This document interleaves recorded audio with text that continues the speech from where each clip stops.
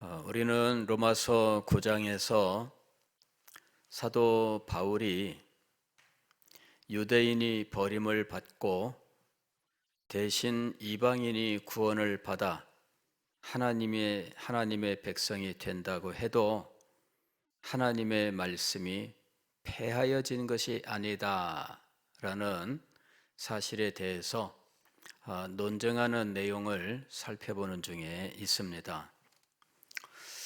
사도는 지금 믿음으로 말미암아 의롭다함을 받는 이 일에 대해서 이것이 복음의 핵심이다라고 말씀하고, 바로 여기에 은혜의 지배라고 하는 원리가 찬란하게 드러나 있다, 이렇게 말씀한 겁니다.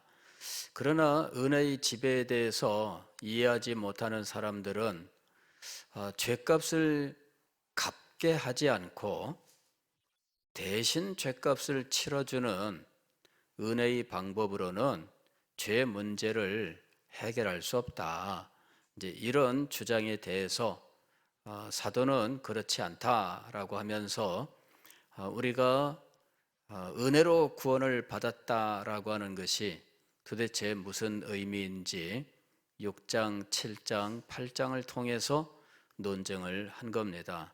그 논증의 최고봉에는 하나님의 자녀됨이라는 것이 있어요. 또 이 논증은 성령의 역사로 이루어지는 것입니다. 성령이 그 사람 속에 임재하심으로 그 사람에게 변화를 일으키고 그 사람의 생각과 삶의 변화뿐만 아니라 근본적으로는 신분의 변화가 있다라는 것입니다.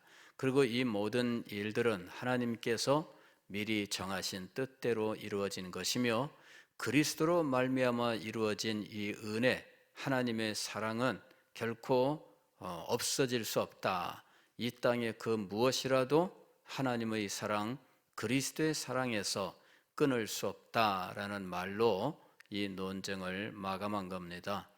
그러나 9장부터는 자기 동족인 유대인들에게도 이 복음의 원리가 그대로 적용된다라는 사실을 논증합니다.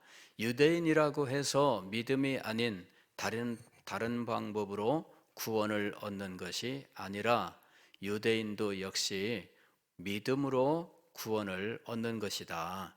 이제 이 사실을 논증을 하고자 하는 겁니다. 그러기 위해서는 유대인들이 믿고 의지하는 것이 전혀 하나님의 방법이 아니다라고 하는 이 사실을 논증해야 하는 것이죠. 유대인들에게 당신들은 하나님의 백성들이고 하나님이 당신들을 버리지 않았다, 이렇게 말했으면 좋겠는데 그렇지 않다는 거죠. 그렇지 않다는 사실을 말하는 것이 얼마나 안타까운지.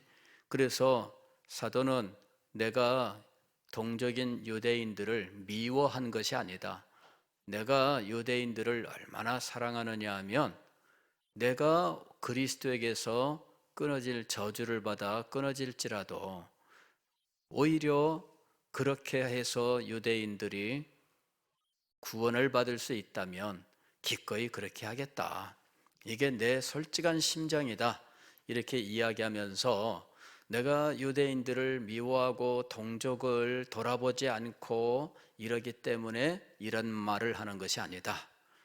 자기가 가진 자기 동족에 대한 진심을 이야기하면서, 그럼에도 불구하고 말하지 않을 수 없는 것은 유대인들은 이제 더 이상 하나님의 백성이 아니다라는 거예요. 그리고 유대인도 구원을 얻기 위해서는 예수 그리스도를 믿어야 한다. 내가 아무리 동족인 유대인들을 사랑한다고 해도 이 사실을 눈 감고 그래 니네는 하나님의 백성이야 이렇게 말할 수 없다는 거죠. 그러면서 사도는 9장 6절에서 그렇게 이야기한다고 해도 하나님의 말씀이 폐하여진 것이 아니다, 이렇게 이야기합니다. 유대인이 버림을 받고 그 대신 이방인이 구원을 받아 하나님의 백성이 된다. 이렇게 해도 하나님의 말씀이 폐하여진 것이 아니다. 왜 그럴까? 이유에 대해서 그는 하나님의 주권적 작정과 선택이라고 하는 것으로 논쟁을 합니다. 하나님이 하고자 하시면 하시는 겁니다. 하나님이 뜻하신 대로 하나님은 하실 수 있는 권세와 능력이 있는 분이시고 하나님이 그렇게 하시면 하시는 거다. 이걸 이야기하는 거예요. 그러면서 하나님이 주권적으로 작정하시고 선택하신 일들을 구약 성경에서 예를 들어 설명을 했던 겁니다. 야곱과 에서의 경우가 그랬고 이스마엘과 이삭의 경우가 그랬다라는 것입니다. 하나님의 주권이 그에 대한 답입니다. 유대인을 하나님의 백성됨에서 떨어뜨리시고 이방인들을 하나님의 백성으로 부르신다. 이것이 하나님의 주권적인 역사였다는 거죠. 그래서 이것에 대해서 항의할 수 없다. 이제 이렇게 하나님의 주권적 작정 그리고 그 선택을 가지고 논쟁을 한 겁니다. 하나님의 말씀은 폐하여지지 않았다. 제가 이제 지난주에 이 말씀을 드리면서 조나단 에드워즈 목사님이 하나님의 주권에 대해서 하나님의 이 주권으로 행하시는 이중 선택의 이중 예정의 문제, 누구는 구원으로 누구는 멸망으로 이 하나님이 미리 정하셨다는 거죠. 그럴 목사님이 이건 정말 불합리하다라는 생각을 가지고 있었다. 그로 인해서 믿음의 시험을 받았다 하는 일에 대하여 말씀을 드렸습니다. 그런데 그분이 바로 그 의심으로부터 확신으로 변하게 되는 놀라운 일이 일어났는데 이것은 디모데전서 1장을 읽을 때 1장 17절 말씀을 읽는 순간 그의 영혼 속에 깨달음이 임하고 하나님께 대한 그의 의심 그리고 하나님이 행한 이 예정과 선택의 문제에 있어 불합리하다고 생각했던 것들을 납득하게 되는 거예요. 그러면서 그는 하나님 앞에 굴복하게 됩니다. 영원하신 왕 곧 썩지 아니하고 보이지 아니하고 홀로 하나이신 하나님, 이건 하나님이 아주 엄청난 분인 것을 여기서 표현하고 있죠.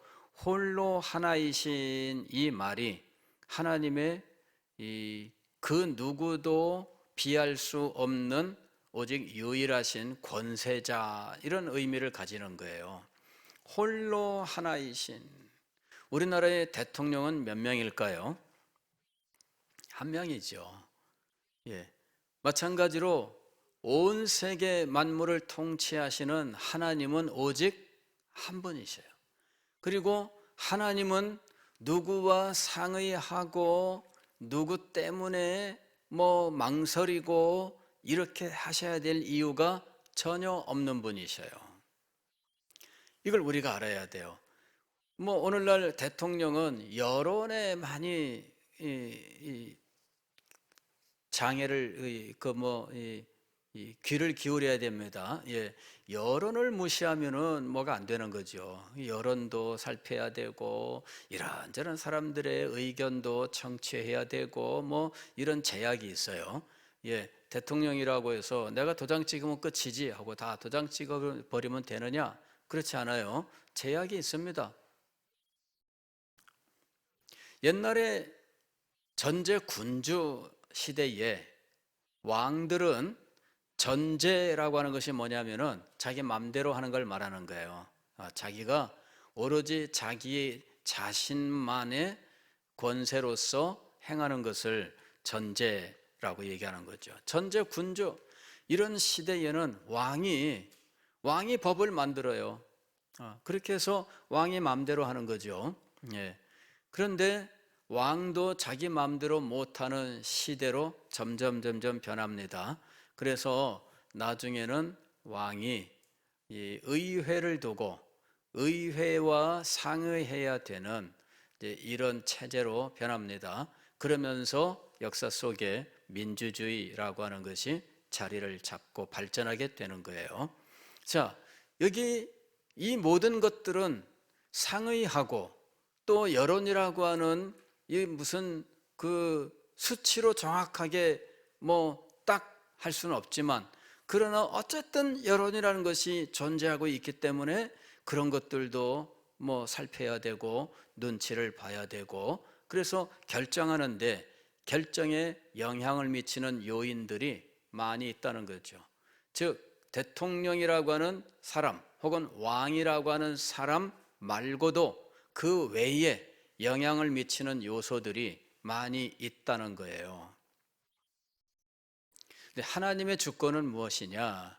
하나님의 주권은 하나님의 결정에 영향을 미치는 요인이 하나님 자신 이외에는 아무도 없는 걸 말하는 거예요. 하나님이 무엇인가를 결정하시는데 그 결정에 영향을 미치는 요인들은 무엇일까?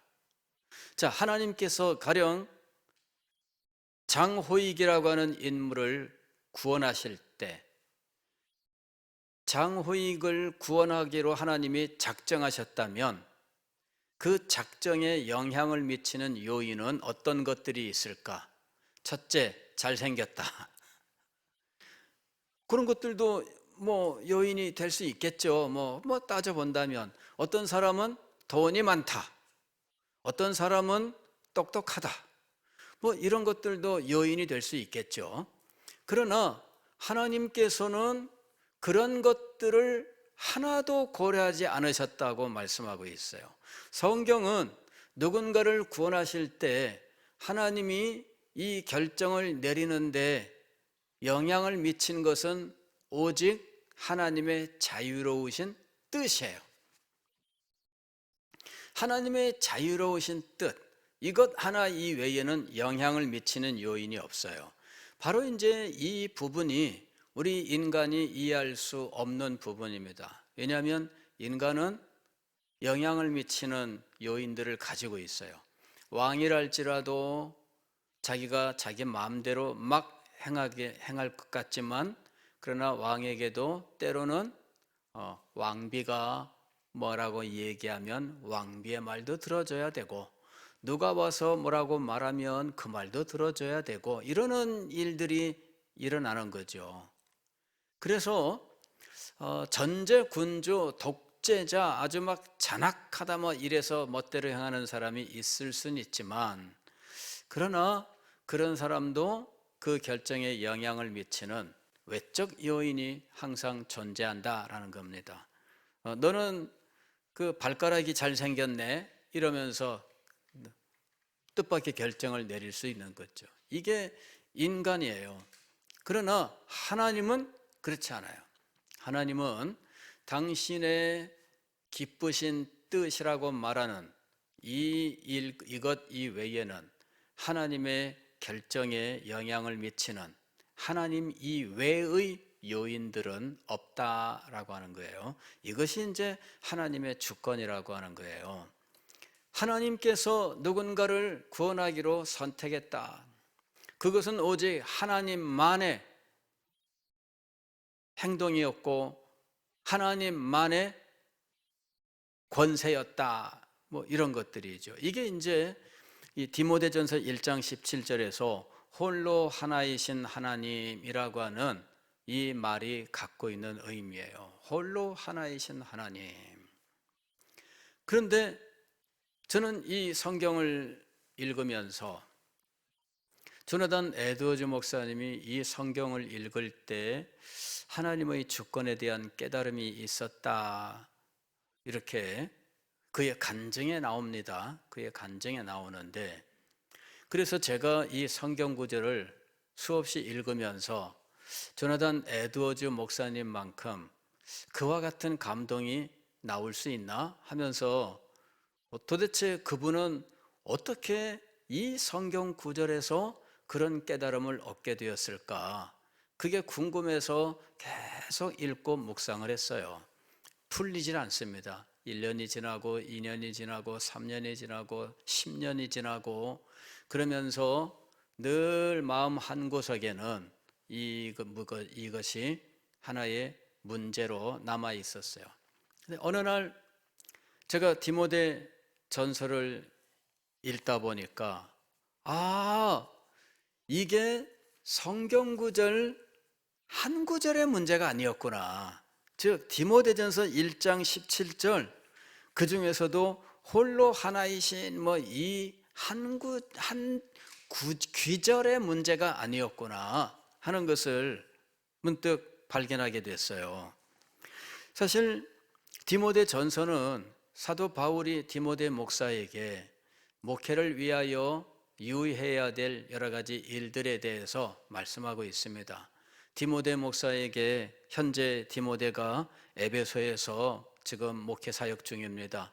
그러면서 사도 바울이 내가 너를 에베소에 머물러라 한 것은 분명히 그곳에서 해야 될 일이 있기 때문이다. 그 일은 바른 교훈을 가르치는 거다. 이렇게 이야기를 해요.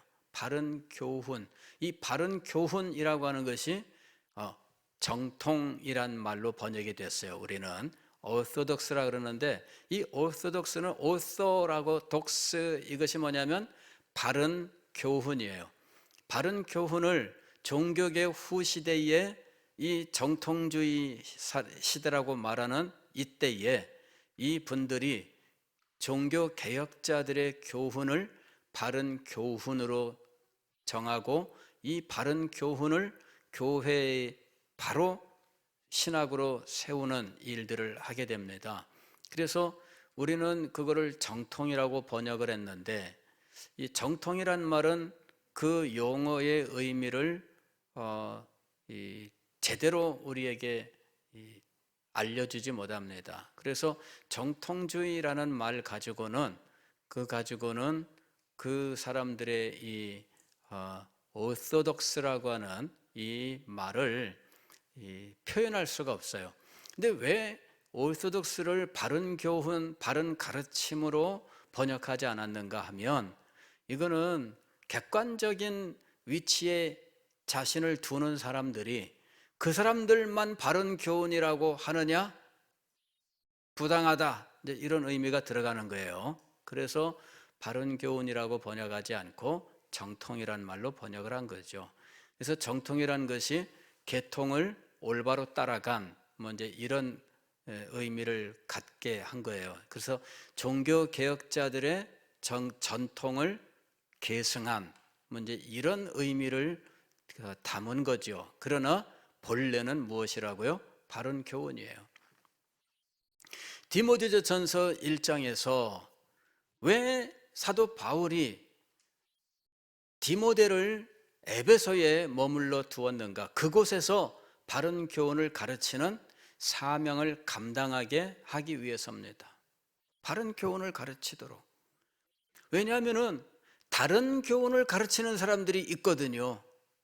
다른 교훈을 가르치는 사람들이 있기 때문에 너는 그곳에서 바른 교훈을 가르쳐라 이렇게 얘기한 거예요.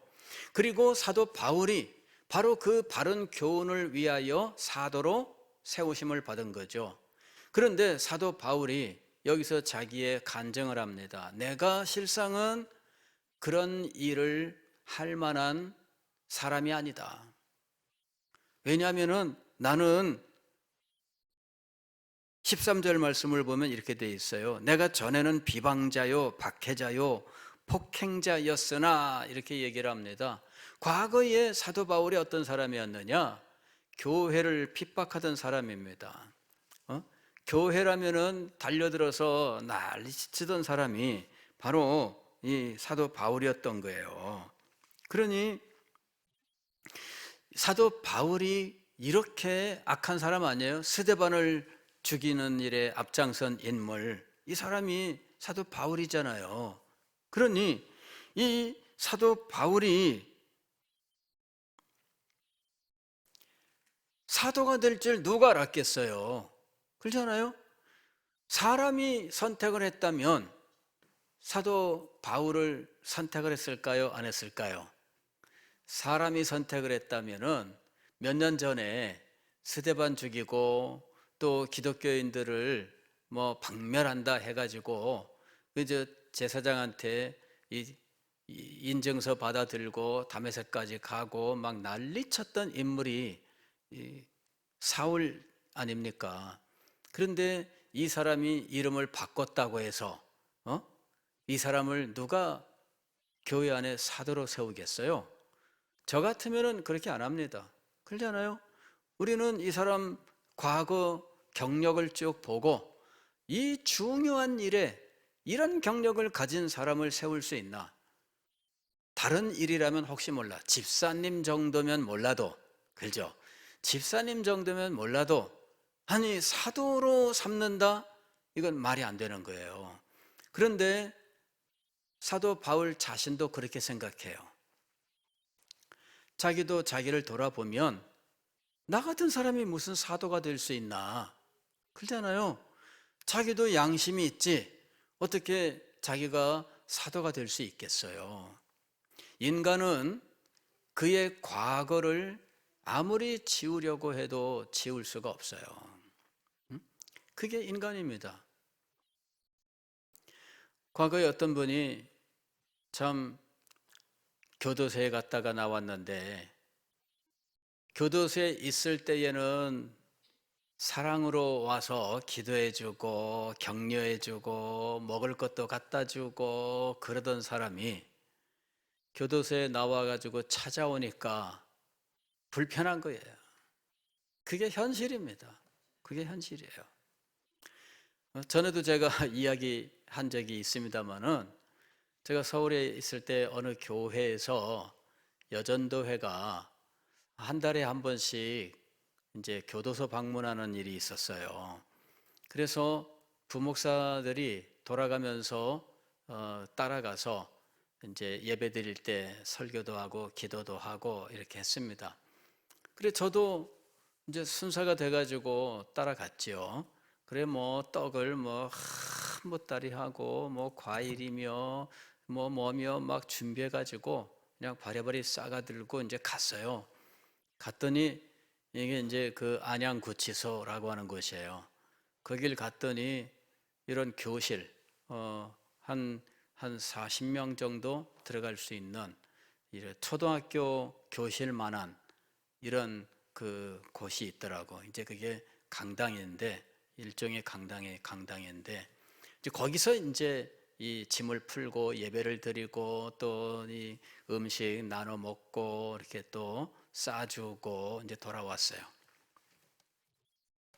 근데 어느 날 편지가 온 거예요.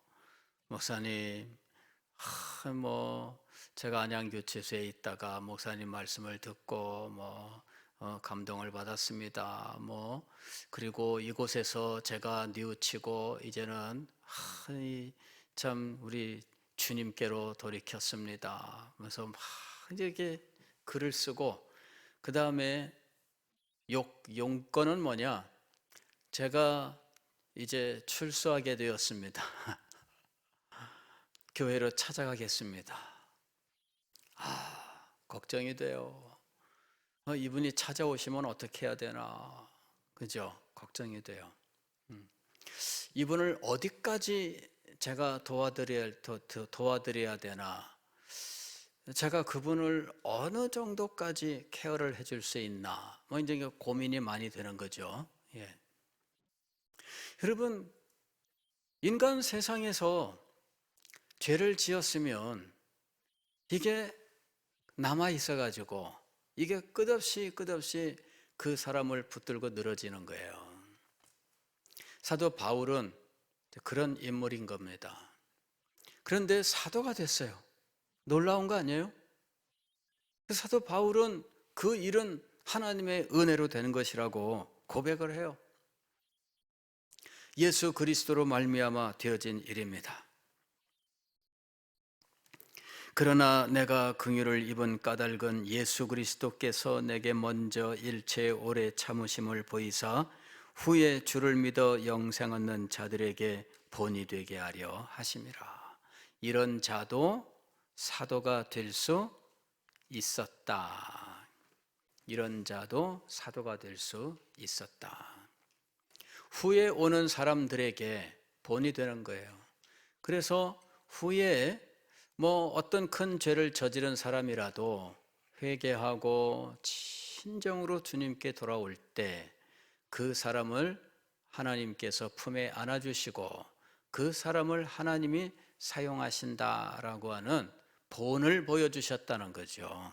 그런데 이 모든 일을 행하신 하나님, 사도 바울이 하나님이 그 일을 행하셨다 할 때 하나님께 대한 찬양이 그의 마음속에서 흘러 넘친 거예요.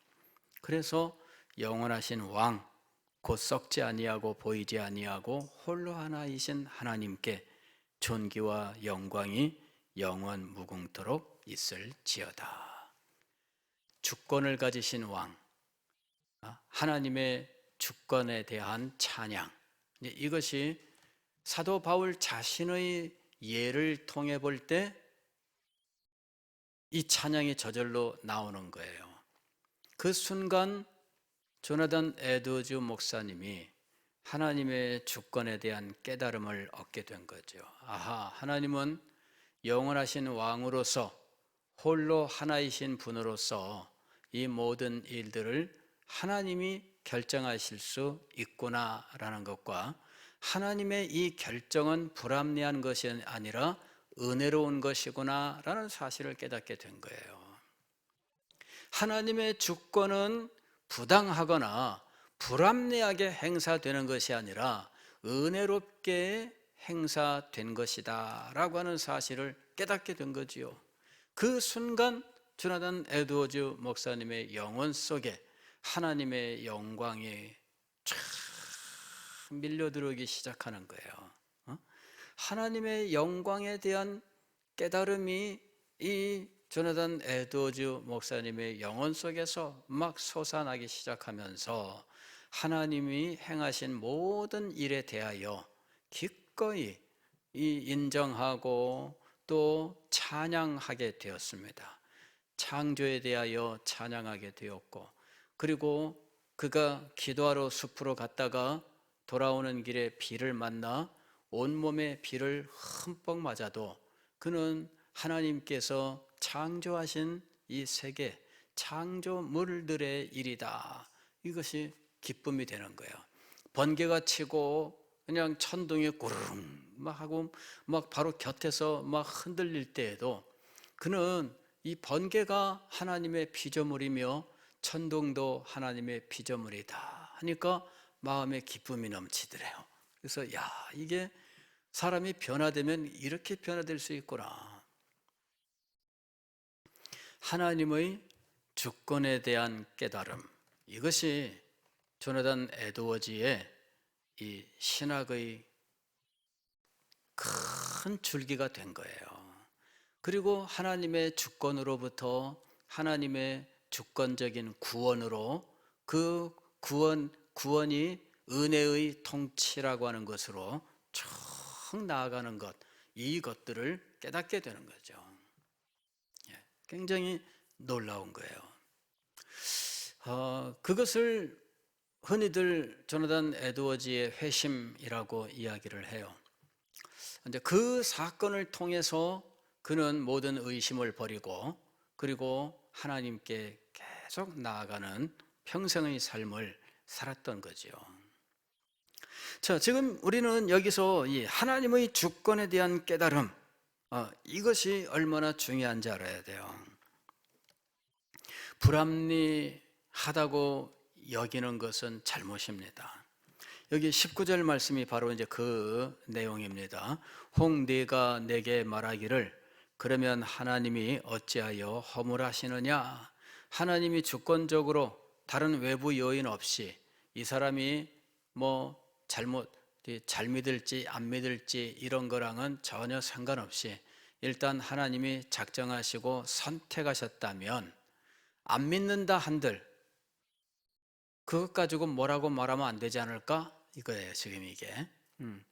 안 믿는다고 한들 혹은 순종하지 않는다고 해서 하나님이 너 왜 순종하지 않아? 이렇게 말하면 안 되지 않느냐? 왜? 하나님이 선택을 안 했잖아요. 그죠? 하나님이 선택을 안 하셨잖아요. 하나님이 선택을 안 하셔놓고 나보고 뭐라 그러면 어떡합니까?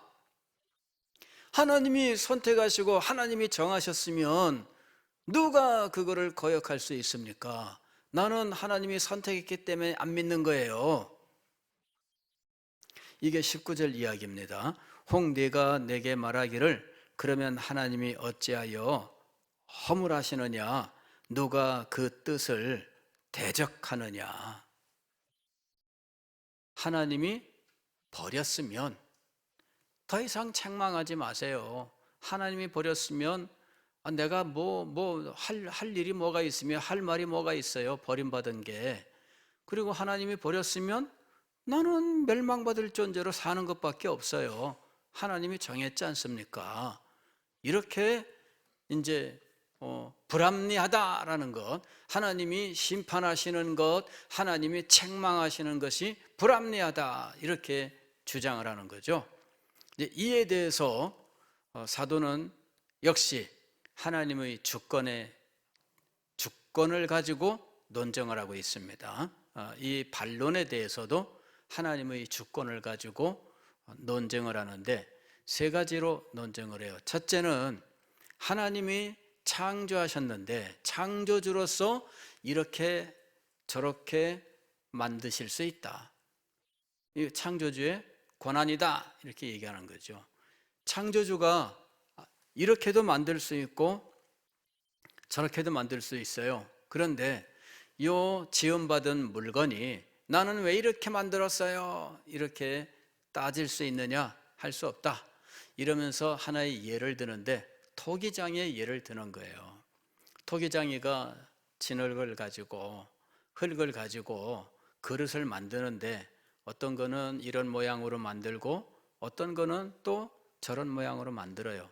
다 같이 흙으로 한 덩어리에 있던 흙을 그 흙을 잘라내서 일부는 이렇게 만들고 일부는 저렇게도 만든다는 거죠. 그럴 때 이 흙이 왜 나는 이 모양으로 만들었느냐? 나는 저 모양으로 만들지 않고 왜 이렇게 했는가? 하고 말할 수 없다는 거죠. 토기정이가 만들고자 하는 대로 만들어질 뿐입니다. 이것이 하나님의 주권이다 이런 이야기죠. 그러면서 구약 성경의 예를 들고 있습니다. 호세아서의 말씀과 이사야서의 말씀을 예를 들고 있어요. 두 번째로 논증하는 것은 호세아서의 말씀입니다. 25절 26절 보면 내가 내 백성 아닌 자를 내 백성이라 사랑하지 아니한 자를 사랑한 자라 부르리라. 너희는 내 백성이 아니라 한 그곳에서 그들이 살아계신 하나님의 아들이라 일컬음을 받으리라. 하나님이 내 백성이 아니다 이거를 하나님이 정하시는 거라는 거죠.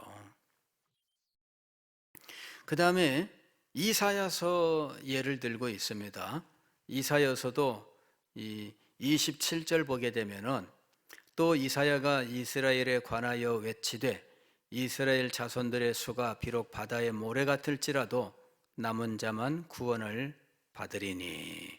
여기 남은 자라고 하는 것이 하나님의 선택에 의해 남은 자를 말하는 거예요. 이스라엘 백성들이 이만큼이 있는데 그 중에 남은 자 그리고 나머지는 뭐냐 이거죠. 이게 바로 하나님의 주권으로 된 일이다라는 이야기입니다. 그래서 남은 자를 이야기하면서 이것이 하나님의 주권으로 된 일이다 이렇게 이야기하는 거예요. 또 이사야서에 또 한 구절을 인용하고 있는데 29절에 인용합니다. 만일 만군의 주께서 우리에게 씨를 남겨두지 아니하셨더라면 우리가 소돔과 같이 되고 고모라와 같았으리로다. 씨를 남겨두었다라고 하는 이거, 누군가는 멸망하지만 또 누군가는 남겨지는 이게 바로 하나님의 주권으로 되어진 일이다라는 것이죠.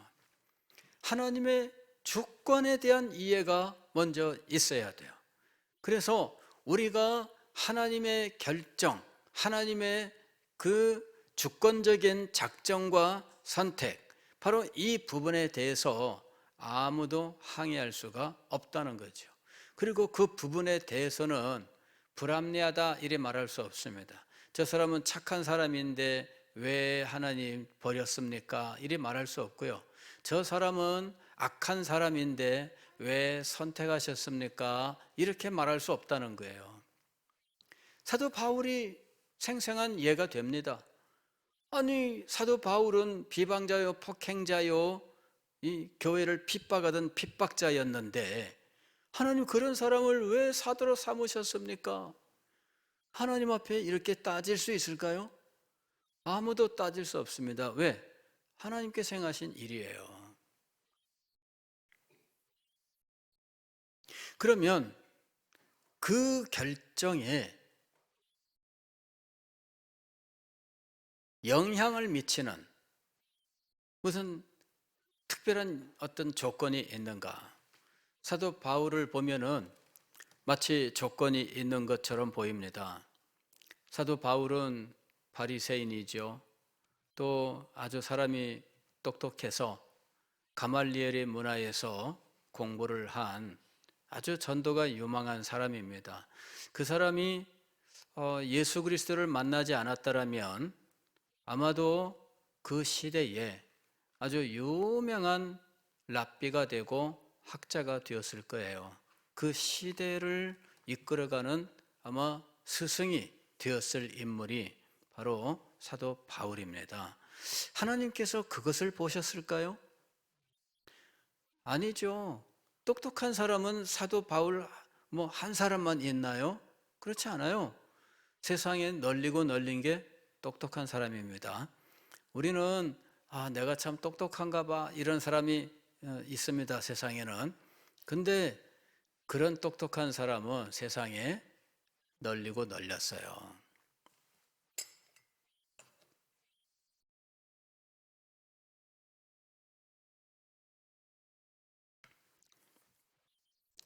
과거에 제가 서울에 있을 때 어느 교회에서 권사님 따님이 서울대 의대를 나와서 서울대 병원에서 이제 의사를 하는 분이 있었어요. 그런데 그분은 이 중고등학교 시절에 전교 1등을 놓친 적이 없는 사람입니다. 그렇게 해서 서울대 의대를 들어갔고 서울대 병원에서 이제 의사를 하고 있었어요. 그런데 그분이 서울대 의대에 가서 질린 일이 하나 있어요. 질린 것. 의대에 들어가서 질린 게 뭐냐면은 자기는 밤잠도 자지 않고 죽으라고 공부를 해서 전교 1등을 한 거예요. 정말 고생을 해가지고 잠도 안 자고 노력에 노력을 기울여서 전교 1등을 한 거예요. 그런데 그렇게 안 하고 펑펑 노는데 전교 1등하고 학교 온 사람들이 있는 거죠. 그런 사람들하고 다 같이 전교 1등이야, 성적표는. 그런데 학교에 와서 공부하는 거 보니까 다르더래. 자기는 중고등학교 때처럼 의대 공부를 한 거예요. 그 공부할 것들이 얼마나 많아요. 외워야 될 것들이 얼마나 많아요. 그래, 그거를 공부하느라고 죽을 고생을 한 거죠. 자기는 놀지도 못하고 오직 공부만 한 거예요. 그런데 세상에 공부는 안 하고 맨날 놀기만 하는데 자기보다 시험을 잘 보는 사람들이 있는 거예요.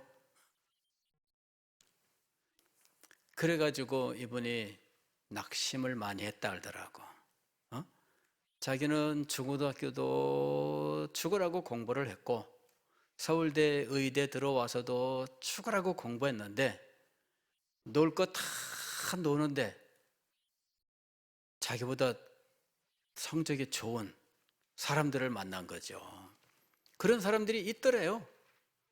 이래가지고 이 세상에 이게 너무 낙심이 됩니다. 근데 그렇게 똑똑한 사람 하나님께서 선택하실까요? 아닙니다. 여러분, 똑똑한 사람 선택한다면, 아니 똑똑하기로는 둘째가라면 서러울 만한 사람들이 그리스도의 대적자가 되고 교회의 핍박자가 되어서 행하는 사람들이 부지기수잖아요. 응? 돈이 많아서 선택한다면 아마 여기 계신 분들 중에 한 분도 선택 안 될 거예요. 얼마나 감사한지. 예.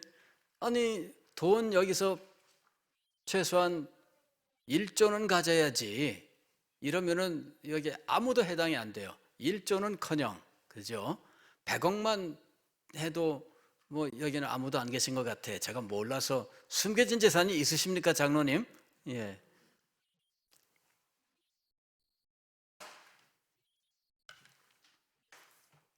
조건을 따라 하나님께서 무슨 일을 행하신다면 우리 가운데 하나님의 은혜를 입을 사람이 도대체 누가 있을까 하는 거죠.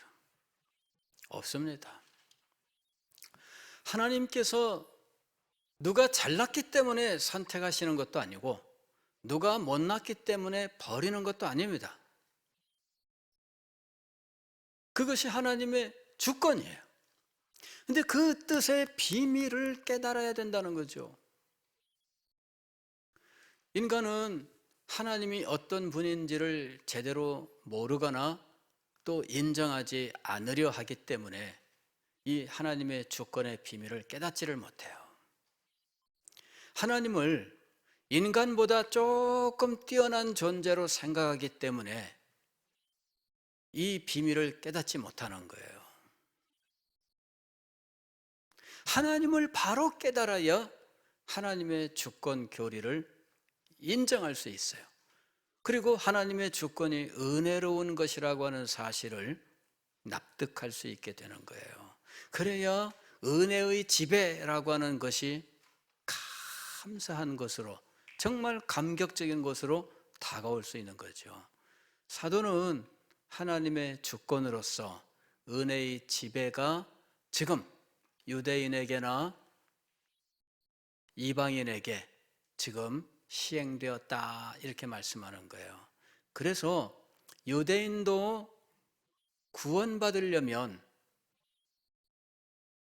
예수 그리스도를 믿는 믿음으로, 유대인도 하나님의 자녀가 되기 위해서는 예수 그리스도를 믿는 믿음으로 그 자리에 들어가게 된다는 거죠. 이 사실을 사도 바울은 엄숙하게 논증하고 있는 거예요. 유대인들이 구약시대로부터 당연히 아브라함의 자손으로 혈통을 따라서 하나님의 백성이 되었던 그것을 버리지 않으면 구원을 받을 수가 없어요. 그 사실을 버려야 돼요. 그래서 냉정하게 사도 바울이 그 부분에 대해서 논증하는 거예요. 내가 이렇게 말한다고 해서 내 동족을 미워하거나 동족에 대하여 아무런 감정이 없기 때문이 아니다. 오히려 나는 누구보다 이 민족을 사랑하고 이 동족들에 대하여 기꺼이 희생할 마음을 가지고 있다. 그럼에도 불구하고 이 유대인들에게 대하여 이 엄숙한 사실을 말하지 않을 수 없다라는 거예요. 말씀을 전하는 저는 이런 심정들에 대해서 이해가 돼요. 제가 말씀을 전할 때에 비록 성도 여러분들의 개인 사정 같은 것들을 혹시 제가 아는 바가 있다 할지라도 말씀을 선포할 때에는 그것 때문에 말씀을 전하지 않거나 다르게 말해서는 안 된다라는 거예요. 이런저런 일들이 있고 이 말씀을 전하면 성도들 가운데 분명히 시험되는 사람도 있고 오해하는 사람이 있다 이렇게 예상되어도 말씀을 말하지 않을 수가 없다라는 거예요. 사도 바울의 그 심정이 조금이나마 이해가 돼요. 아, 그런 거구나.